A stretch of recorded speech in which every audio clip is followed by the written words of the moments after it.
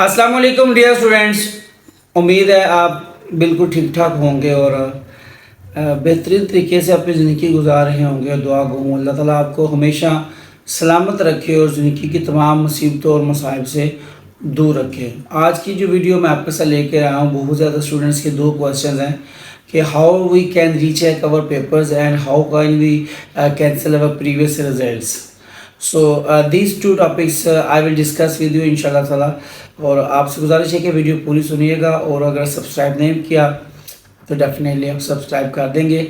और उससे पहले गुजारिश करना चाहूँगा कि अगर आपको 9-10 के नोट्स चाहिए साइंस सब्जेक्ट्स के विद इंग्लिश सब्जेक्ट, सो आप ये मेरा व्हाट्सएप नंबर है, यहाँ पे आप SMS करिएगा, मैसेज कीजिएगा, आपको डिटेल मिल जाएगी इंशाल्लाह ताला। अच्छा, सबसे पहली बात है कि पेपर रिज़ल्ट कैंसिल कैसे करवाना है। बेटा जी, आप बोर्ड ऑफिस जाएं या ऑनलाइन देखें तो आपको एक फॉर्म मिलेगा जिस पे आपने अपना डाटा फिल करना है और उसके साथ एक बयान हल्फी है कि जो प्रीवियस रिज़ल्ट है वो मैं अपनी मर्ज़ी से कैंसिल करवा रहा हूँ और दोबारा जो मेरा रिज़ल्ट आएगा वही मेरा रियल रिज़ल्ट होगा। मैं पुराने रिज़ल्ट पर किसी किस्म का क्लेम नहीं कर सकूँगा। बात दफ़ा ऐसा होता है कि बच्चा दोबारा रिज़ल्ट के लिए पिछला कैंसिल करवा के दोबारा पेपर देता है तो नया रिज़ल्ट भी उसका गंदा आ जाता है, क्योंकि हमारे स्टूडेंट भी तो ऐसे ही हैं। तो फिर वो दोबारा क्लेम करते हैं कि पुराना रिज़ल्ट मुझे मिल जाए। सो इसलिए वो आपसे बयान हल्फी लेते हैं, पक्का आपका बाकायदा साइन करवा के, आपके पेरेंट्स के अटेस्टेशन करवा के तो अपने फॉर्म जमा करवाना होता है। तो आपका रिज़ल्ट कैंसिल हो जाएगा और फिर आप न्यू रजिस्ट्रेशन करवाएंगे। जो भी प्रोसीजर है उस तरीके से आप जमा करवा के आप दोबारा 9th के एग्ज़ाम देंगे। ठीक है, पहली बात क्लियर होगी। मज़ीद आपको कोई इशू हो बेटा आप हमें स्कूल रब्ता करें ना। मुझे अक्सर बच्चे रब्ता करते हैं व्हाट्सएप पे, तो मैं कहता हूँ बेटा आप स्कूल वाले से बात करें ना। ये चीज़ें आपके स्कूल वालों के मैटर्स हैं, आपके नहीं हैं। आपका मामला है स्कूल वालों को ड्यूज़ देना, स्टडी करना। जितने भी एडमिशन के इशूज़ हैं ये आपके स्कूल वालों के, आपकी अकेडमी वालों के इशूज़ हैं। दे आर रिस्पॉन्सिबल कि वो आपके तमाम मामला को देखें, इसमें आपकी मामलत करें। और दूसरा इशू है बड़ा इंपॉर्टेंट कि रीचेक कैसे करवाना है। सबसे पहले तो मैं आपसे गुजारिश करूँगी यार, रीचेक का कोई इतना ख़ास एडवांटेज नहीं होता बेटा। 100 में से 95% कोई एडवांटेज नहीं होता। आई थिंक 1400 फीस है एक पेपर की रीचेक करवाने की। उसका तरीक़ाकार भी मैं आपको बता दूँ, ऑनलाइन आपने अप्लाई करना है। आपका दाखिला अगर रेगुलर गया है तो जो आपका स्कूल है उसकी स्टैंप वगैरह लगेगी और आई थिंक नहीं लगेगी, डायरेक्ट आपका अप्लाई हो जाएगा। आपने फीस जमा करवानी है, आपको वो डेट दे देंगे एक्सपेक्टेड कि फ़लाँ डेट को आपने आना है। फ़लाँ डेट को आपको मैसेज आ जाएगा या कॉल आएगी कि फ़लाँ दिन आपने फ़लाँ टाइम बोर्ड ऑफिस आना है। आप अपने दोस्त के साथ, टीचर के साथ, वालिदैन के साथ बोर्ड ऑफिस जाएंगे अपने मुतल्लिका। वहाँ एक रूम में आपको ले जाया जाएगा, सिर्फ स्टूडेंट को उसको उसका पेपर दिखाया जाएगा कि भाई ये पेपर देख लें। पेपर में बेटा सिर्फ काउंटिंग होती है, सिर्फ आपके नंबर गिने जाते हैं, पेपर दोबारा चेक नहीं होता। ऐसा नहीं है कि पेपर दोबारा चेक होगा तो आपको नंबर बढ़ेंगे। हाँ, ऐसा है कि आपके पेपर में जो काउंटिंग है उसमें मिस्टेक है तो वहाँ आपको जो है वो नंबर मिल सकते हैं। मेरे पास ऐसा एक एग्जांपल है मेरे अपने ज़ाती जो एक स्टूडेंट के साथ, आई थिंक 2014 की बात है या 13 की। स्टूडेंट था, उसकी इंग्लिश में 26 मार्क्स थे।